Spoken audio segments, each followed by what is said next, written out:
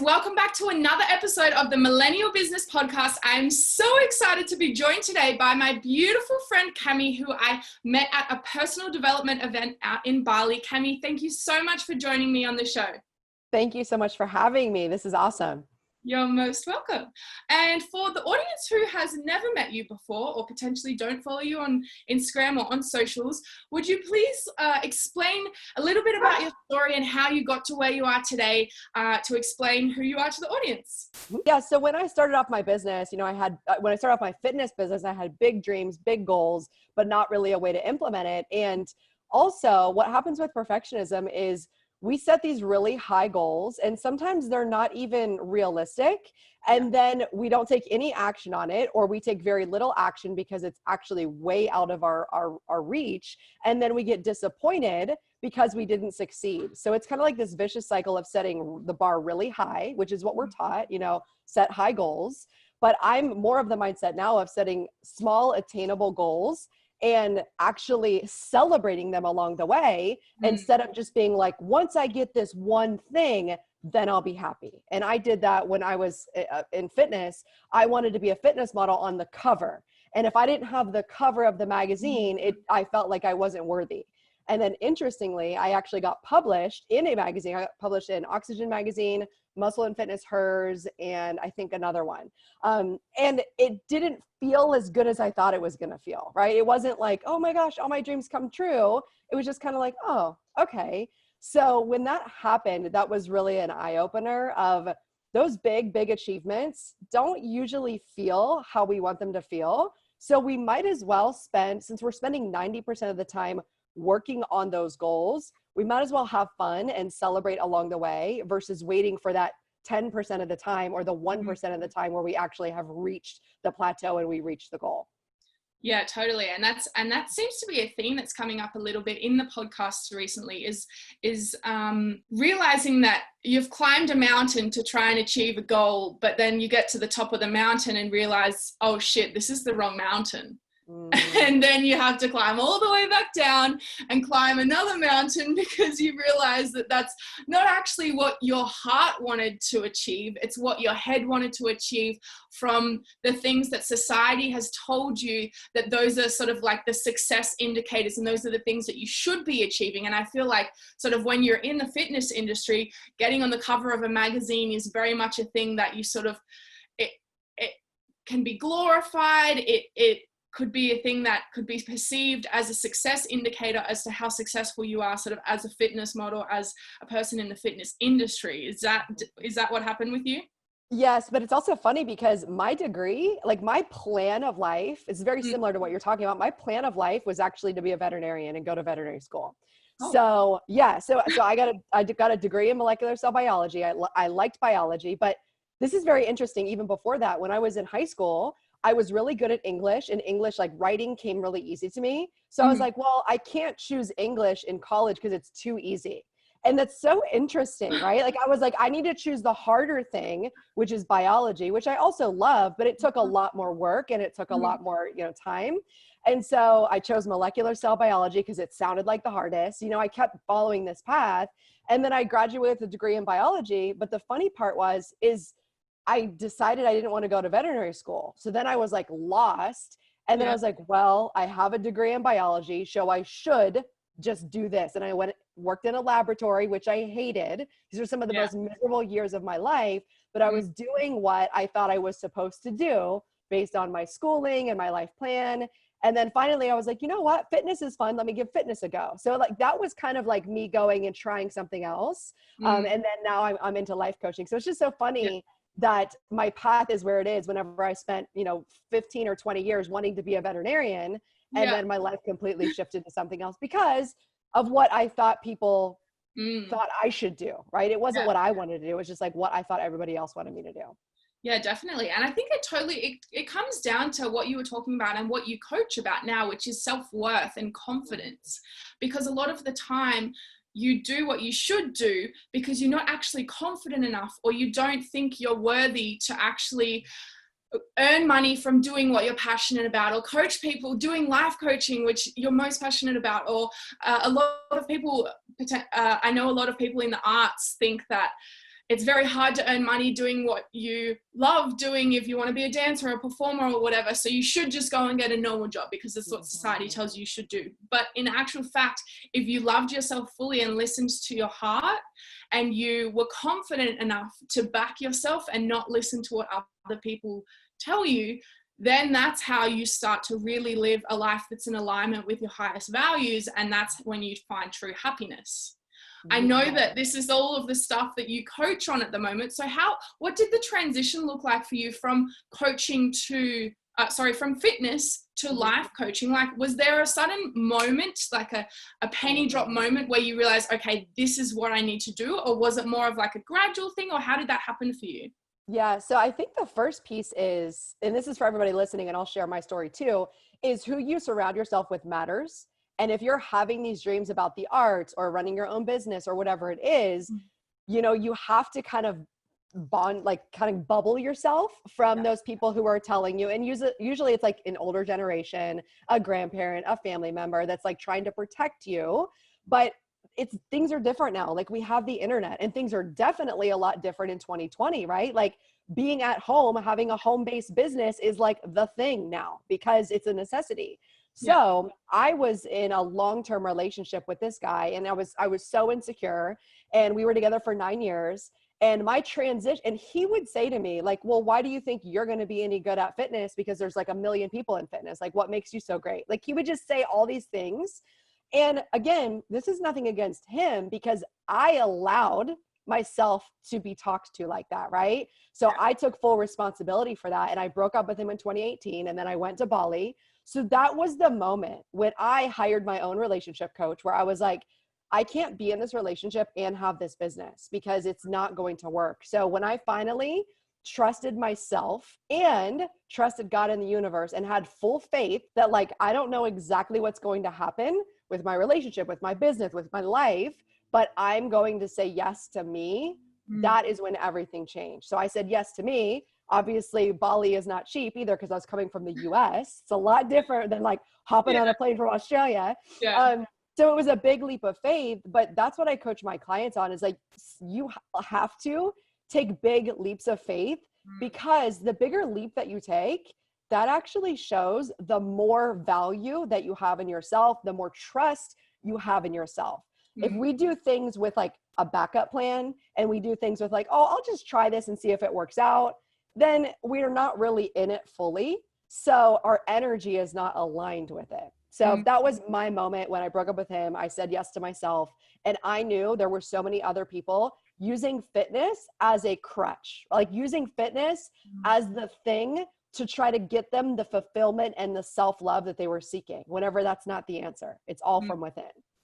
Yeah, I love that. And it's funny because I also, my key moment, or like the really life defining moment for me, was also going to Bali. When I finally decided to move there, I moved with $500 in my bank account because I had given all of my money to Joel and Emil, who, you know, to these two guys. I'd been to multiple of their events before, and I knew how transformational they were. And I thought there would be no better way to start my new life than to go to one of these events and then just stay in Bali and live there afterwards. So I gave them like, I think it was $3,000 US, which really hurt the bank account. And then I only had $500 left to set up my new life in Bali, which was pretty scary. But you're absolutely right. When you don't give yourself a backup plan, and when there's no other option but to make it work, you work your ass off to make it work. Because I don't have parents that I can borrow a lot of money from, or brothers and sisters that I can borrow money from. It was like, I had to get clients. I had to sort my own shit out in my business so that I could continue to live the life I decided I wanted to live. Because if I didn't somehow find clients or earn more money, I would literally be homeless because I didn't have enough money to fly home. So like, when you put yourself in that sort of do or die position, it can be so life-changing, and it really proves to yourself that you do value yourself, you do have self-worth and all of that sort of stuff. So yeah, I definitely agree with that. Yeah. And I think part of it too is like leaving behind that old identity of like, So like you left behind that old identity of like, oh, I'm in Australia, I'm doing this thing. Yeah. And then you just went to Bali, were like, this is my new life. This is my new me. Like Yeah. so this is the interesting part of this too, because I don't want to paint this picture of like, you just say yes to everything and put it all on the line and it's great, right? Yeah. Because you and I both know the breakdowns and breakthroughs kind of go hand in hand. So after Bali, I had a breakdown where I was almost getting evicted. I owed money to the IRS because I didn't do my taxes right. I basically was like almost about to be out on the street. And I was like, you know what? This is a requirement. I need to shut down my fitness business and like detach from that part of me. I was trying to do both. Like I was still trying to like do fitness and life coaching. And it was not in alignment. Like I needed to just say, you know what? This is a line in the sand. Like fitness was beautiful and I loved it. I appreciated it for what it was. But I had to like let that go, right? Like I literally had to let it go, shut down the business, like sell all the fitness stuff. And for a little while there, I was like on shaky ground, right? Like, what does this mean? Like, who am I now?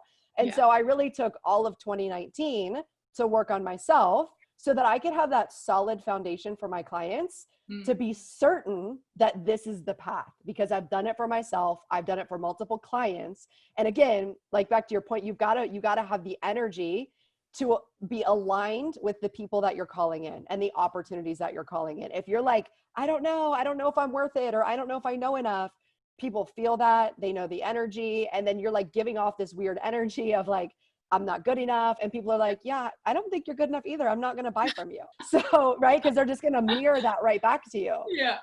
So that's really what I went through all of 2019. Cause I had a job and I was coaching on the side. And then I got let go from my job at the end of 2019, which was such a blessing because it gave me 6 months or like 5 months before the pandemic hit to really get established. And now I've launched my coaching certification to coach other coaches. So all of this has kind of like happened. Again, I always ask like, how is this happening for me? And that's how this has been happening for me. Yeah, it's just absolutely amazing what you've created in that amount of time. What did in 2019, you said it was a year about working on yourself and a year of transformation for you.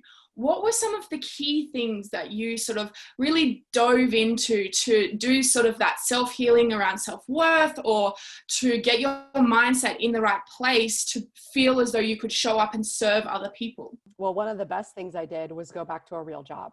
And the reason why that was so good for me is because it reminded me how much that is not for me. It is just not for me. Now, what I did the whole time while I was doing that job was I was gratitude. I had a positive energy. Like I really made a point to connect with people in my workplace. And that's not something I ever did before. And I think that process was necessary for me. The other thing I did was I was commuting an hour and 45 minutes one way. So I was commuting 4 hours a day, right? Because I was about to get evicted. So I moved in with my boyfriend at the time, who is now my husband. And I still had that job where I was living. So I was like, screw it. I'm just going to do this. Right.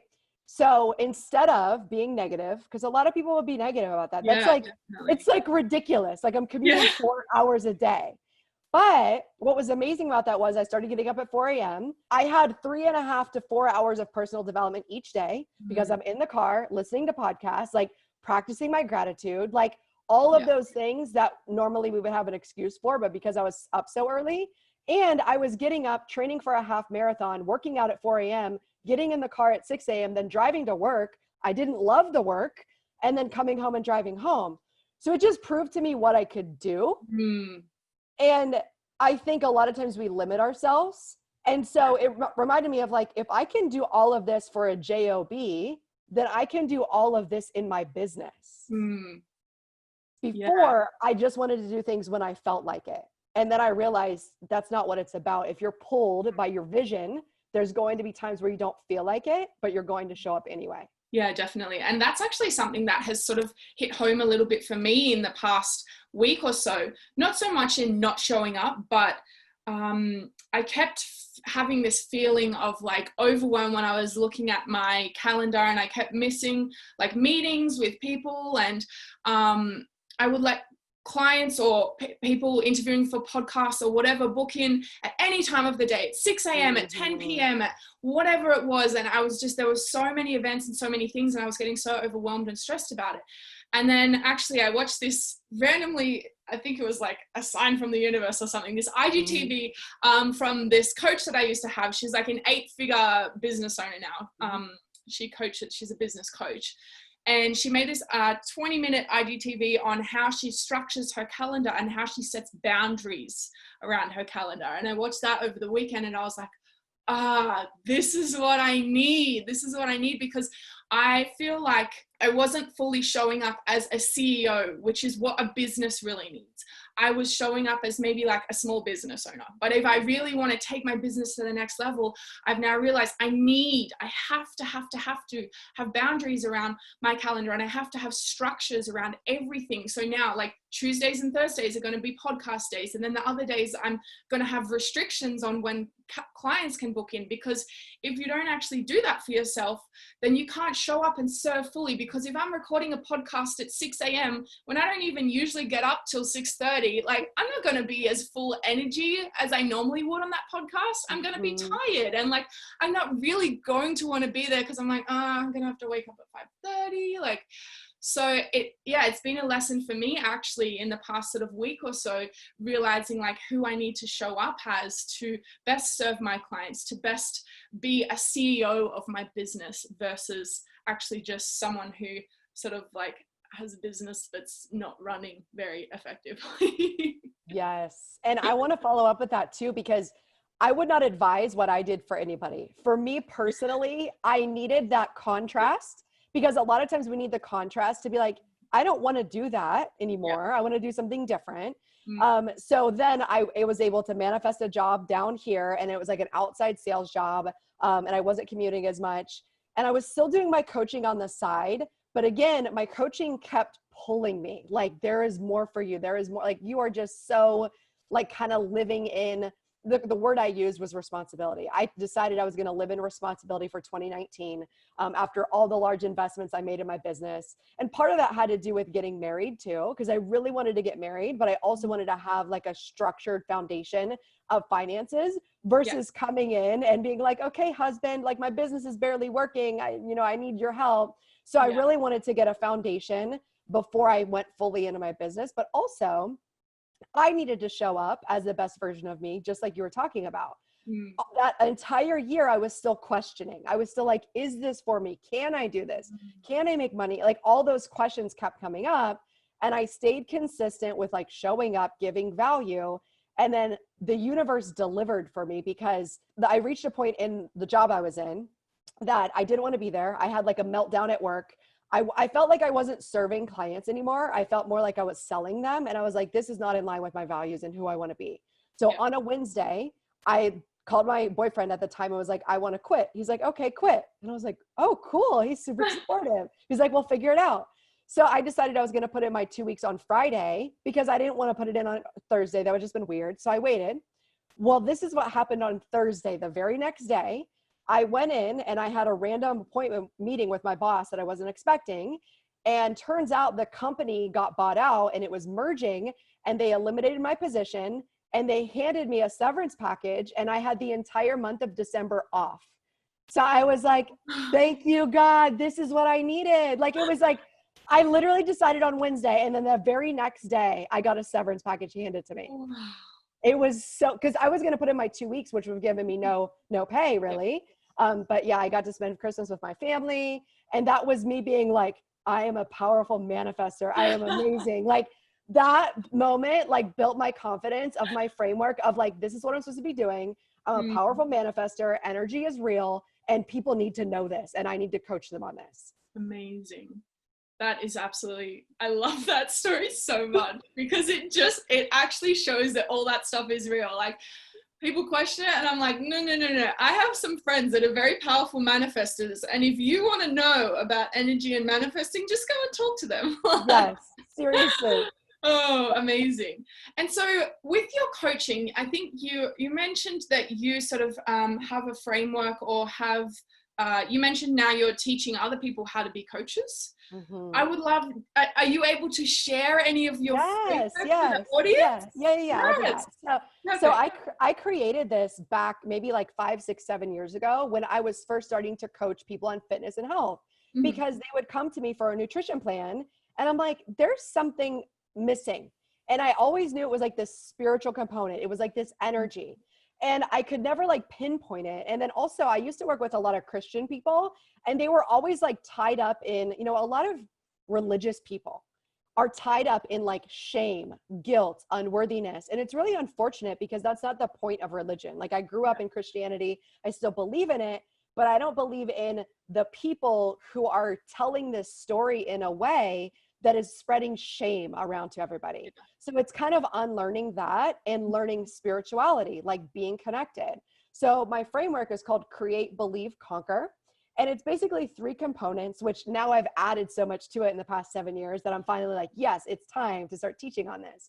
So the creation process is creating like an awareness and knowledge of yourself. So if you don't know what you want, and you don't know what you like, and you don't know what you love and what makes you happy, then we're going to have a problem like getting to the final end game, right? Yeah. So the first part is creating that connection with yourself. Starting to learn, okay, what was put on my plate as my goals that aren't even my goals? Like, let's get rid of that. Like, let's create a vision board of actual things on a vision board. That's like one of the easiest places to start, I find, because you're like, oh, I just love the beach. I'll put that one up there. I love puppies. I'll put up that up there. And then we can start to structure it out where we're, okay, creating our vision, creating our values, which I know you're familiar with that, but also creating a spiritual routine, a foundation, meditation, yoga, breath work, whatever that is that lifts up your vibration. That's going to get us to the next component. And the next component is believe, which we all know our beliefs, our thoughts, our beliefs are just thoughts that we think over and over again. So if for 30 years or 20 years, we've been thinking, I'm not good enough, I'm dumb, I can't run a business, whatever this is, that's going to show up in our life. So I've actually created this process called belief mapping, where you take your beliefs, we work through all of them, we see what results you're getting, and then we rework those, and you choose new thoughts and you choose new beliefs, and we do different things to anchor them in. So EFT, tapping, meditation, affirmations, all of this energetic work. And the belief is always ongoing, right? These 3 components are separate, but they're all together. And then the last component is conquer. And I actually thought of this word, or this word came into my brain because there's a scripture in the Bible that says we are more than conquerors. So it's not like we are conquerors later. It's like we're conquerors right now. So let's structure our calendar that's going to allow us to be a conqueror. Let's structure our fitness routine. Let's put all of those things in place so that we can actually be that conqueror right now in the present, versus sometimes when we think of our vision, we're like, oh, someday I'll be the fittest I could be. Someday I'll have X amount of money in my business. But it's really what we do today as we conquer each day that creates the future that we know and love. So when I coach other coaches, it's all about embodying this process. And one of the first things I say is, if you don't have a coach, how are you going to sell coaching? If you don't believe in coaching and you've never invested in a coach, that's going to be a really big roadblock. So that's one of the first and easiest things is like, if you want to be a coach, you got to be coached and do the same work that you're asking your clients to do.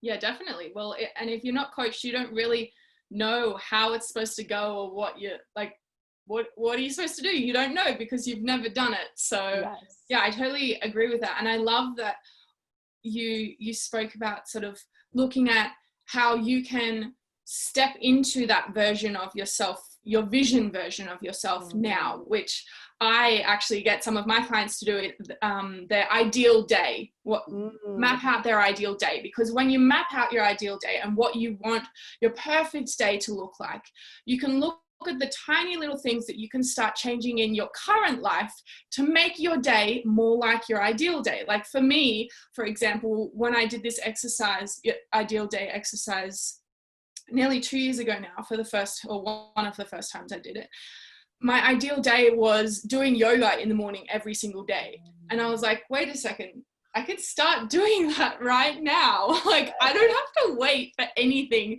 to start doing yoga in the morning. So then I just would wake up, like, I just started with 15 minutes. Like I would wake up 15 minutes early and just do a little bit of yoga in the morning. And then it turned into half an hour. And then I moved to Bali. So then I was going to yoga classes in the morning. And so like, it's funny because people just have this perception of, oh, well, I can't do that until I get to a certain destination. But in reality, if you look at, okay, what do you actually want to do? Then you can start to embody that person now. And that's really powerful because it takes away the feeling like you can't achieve that thing until you get to a certain point in your life, or until you achieve this, or blah, blah, blah. You can actually start showing up as that person now, which I think is fantastic. Yes. And it's funny, I had a similar but different. So I love traveling. Yeah. And so I'm always like, travel, right? And I know we both love Bali. Yeah. So, and I think some people in this time can get like depressed or down about all the things we can't do. Yeah. But there are still so many things we can do. And I find a lot of times we like get depressed about our hometown or like where we're living because like it's so boring or whatever. It's just familiarity, right? It's just because we're used to it and because we do the same thing every day. So interestingly, last month, I was in one of these Facebook groups with like a feminine teacher woman, and she was doing like this whole embodiment practice. And I was like, you know what? It's a full moon. I'm going to go outside, sit on the grass, like do a whole full moon thing. And when I got done doing it, it was only like 30 minutes or something. I was like, oh my gosh, where am I? Like, I felt like I was somewhere else. And I was like walking in my backyard with bare feet in the grass. I was like, why don't I do this more? Like, it feels like I'm traveling. It feels like I'm in Bali. Like, it was like I saw my backyard new for the first time. Yeah. So that was so powerful for me that like, we don't have to travel. Traveling just makes it easier for us to disconnect from the identity that we left at home, from the routines that we left at home. Yeah. Because we can just be like, oh, I'm a new person now because I'm here. But we can be a new person tomorrow morning. We can be a new person right after you're done listening to the show. You just choose to do something differently so that your brain starts to build these new neural networks. And then you actually become a different person who gets different results. I love that. I love that so much because I honestly quite struggled coming home to Australia because of COVID. I came home to be with my boyfriend because we just started dating. I didn't want to get stuck in Bali and not know when I was going to see, like, we're very much in the honeymoon stage. That's so precious. I love it. I don't want to like get stuck overseas and not know when I'm going to see him again. So I came home to be with him and my family, and also to be safe because of COVID. But it also, I mean, I made the choice to come home, but at the same time, I've struggled with coming home because it sort of felt like I didn't actually want to come home. Like, he was going to move to Bali with me. And then because of COVID, they canceled all flights overseas. And so it felt like I was sort of forced to come home.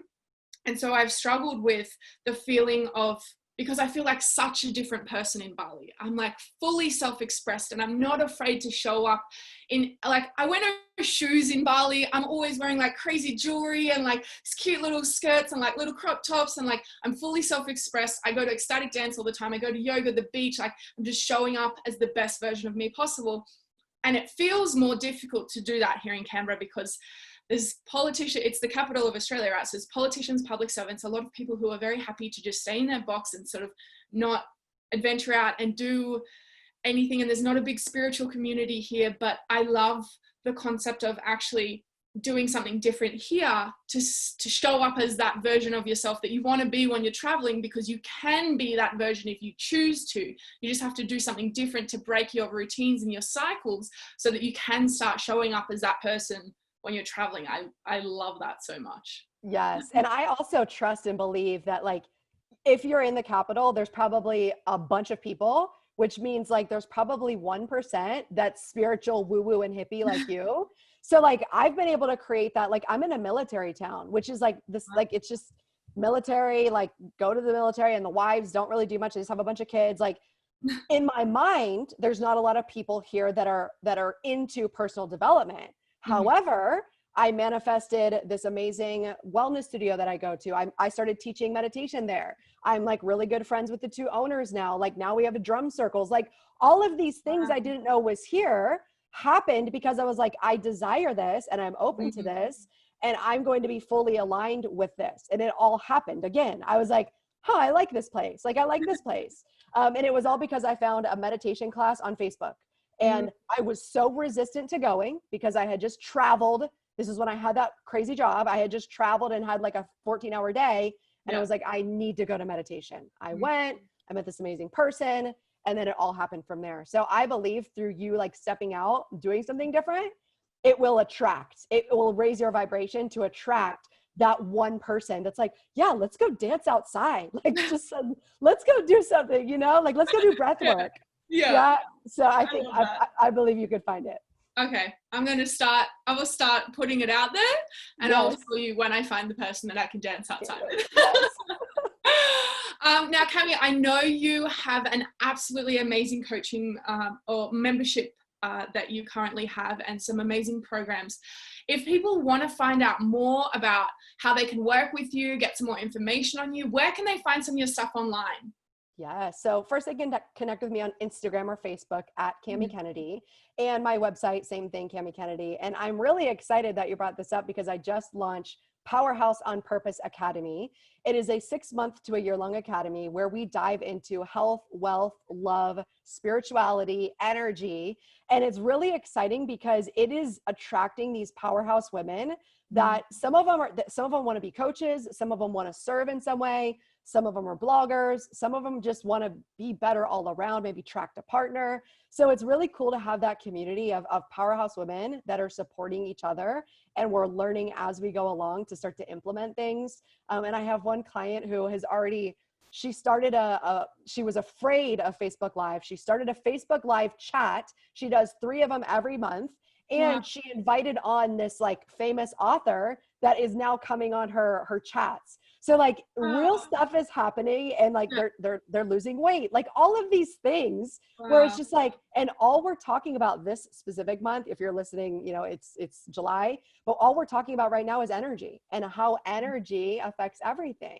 And then next month we'll dive into like structure, strategy. So I kind of like to go back and forth from like really heavy masculine, like get it done energy into like, let's give you a feminine, let's connect spiritually. And then that's a nice balance, I find. Yeah, definitely. And that you can find that on powerhouseofpurpose.com. So that's easy to find as well. Perfect. I think it's so powerful when you really start to look at your feminine and your masculine. It changed my life so much when I was in Bali. I felt like I was so much in my masculine. I was always go, nonstop business, lifting weights at the gym, doing like all very masculine things. And then when I moved to Bali and sort of started listening to people talking about the importance of being in your feminine and your masculine, whether you're a male or a female, you have feminine and masculine energy, right? And so you need to step into both. And so I started wearing flowy skirts and like earrings and like going to yoga and going to the beach and doing things that felt more in flow for me, and where I could move naturally and express my creativity in a more flowing way versus like system structured business, lifting weights, gym, playing football, which is what I was before. So guys, if that's something that if you feel like you're too much in your masculine or you're too much in your feminine, or you want to hear more about anything that Camy has talked about today, please go and check her out. She's absolutely amazing. Her energy is just insane. I love it so much. Camy, thank you so much for joining me on the episode today. Thank you so much for having me on. You're welcome. And until the next episode, guys, I'll see you later. Bye.